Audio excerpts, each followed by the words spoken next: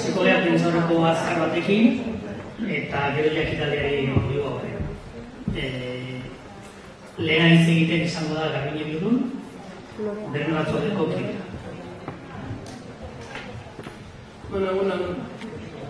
Hitzartu ekimenak egindako prozesuaren inguruan sortu zen Berme Batzorde bat, eta aukera izan dut, benetako aukera izan da, horrelako prozesu batean partea ahal izatea. Badakizue, beste ze apartaidek nortzu diran, Juanjo Álvarez, Bernardo Atxaga, Ernesto Galuza, Eriko Pedro Ibarra eta Ester Larrañaga. Gure lana, gure egin kizuna izan da zuzen ere, hitzartu ekimenaren prozesua jarraitzea eta horrelako ondorioak atera ditugu, hau ondorioztatu dugu. Alde batetik, ekimen horrek, hitzartu ekimenak zentzu guztiz demokratikoa, esango nuke bakarrik demokratikoa izan duela, demokratikoa eta gardena. Berme Batzorde honek denbora guztian hitzartu prozesuaren ibilbide osoan izan du urrats guztien berri eta baita ere kontu ekonomikoen berri. Denetaz egon gara denbora guztian guztiz informatuta. Bigarrena, nik azpimarratuko nuke hitzartu prozesu honen, ekimen honen metodologiak ahalbideratu izan duela, parte hartze oso zabala, ahalbideratu izan duela eztabaida, benetako eztabaida eta kontsulta, eta ez zuzen ere horiek herritar orori zabaldu izan zaiela.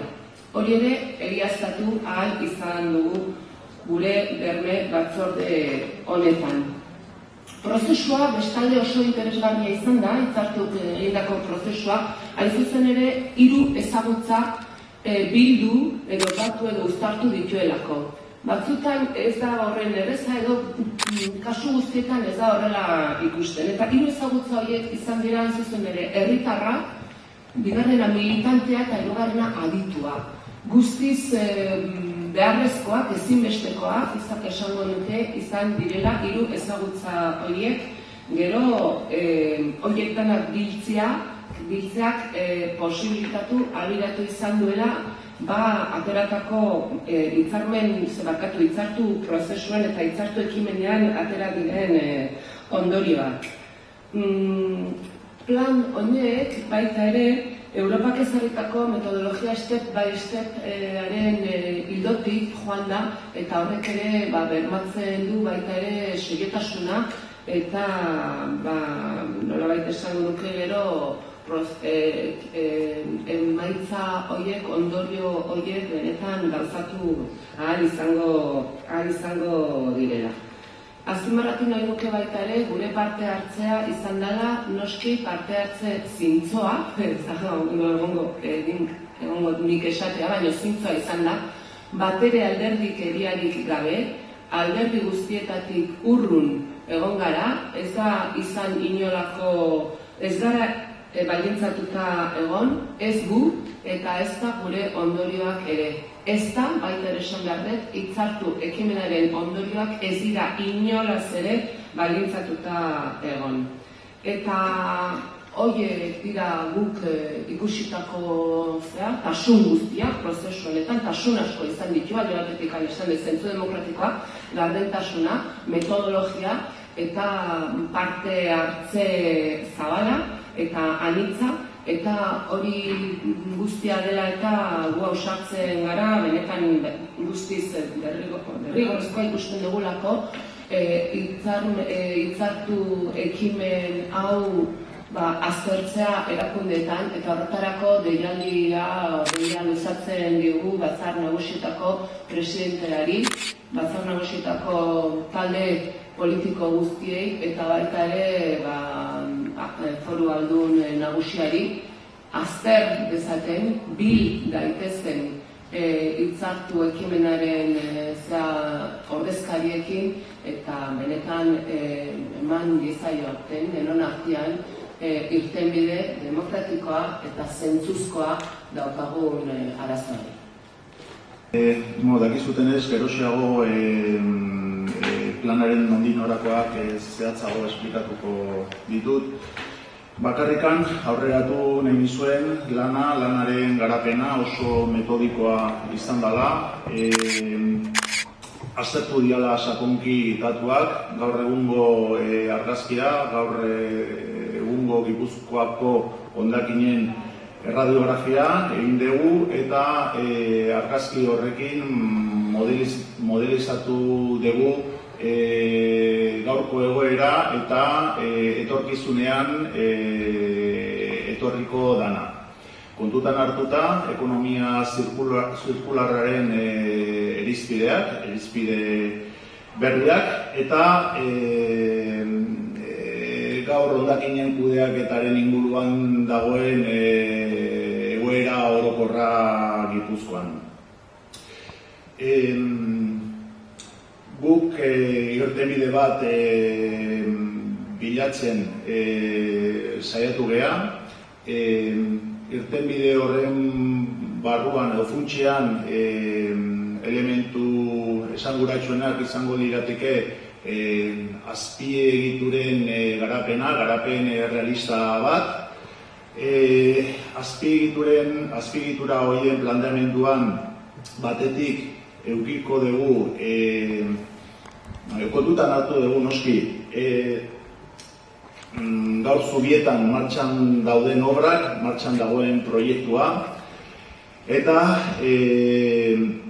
planteatu dugu egiten ari den TMBA, tratamiento mekaniko biologikoren planta aldatzea, egokitzea, ez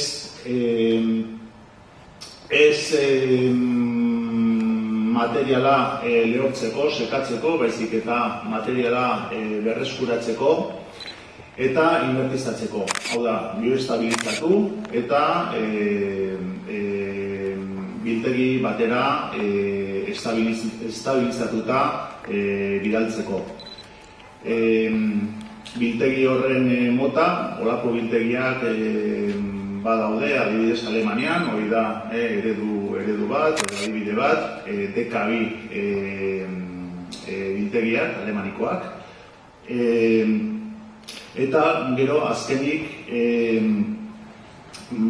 planteatu dugu ere, martxan edo obretan ez proiektuan dagoen biometanizazio plantaren ampliazioa. Nik uste aurreikusita zegoela plantaren ampliazioa,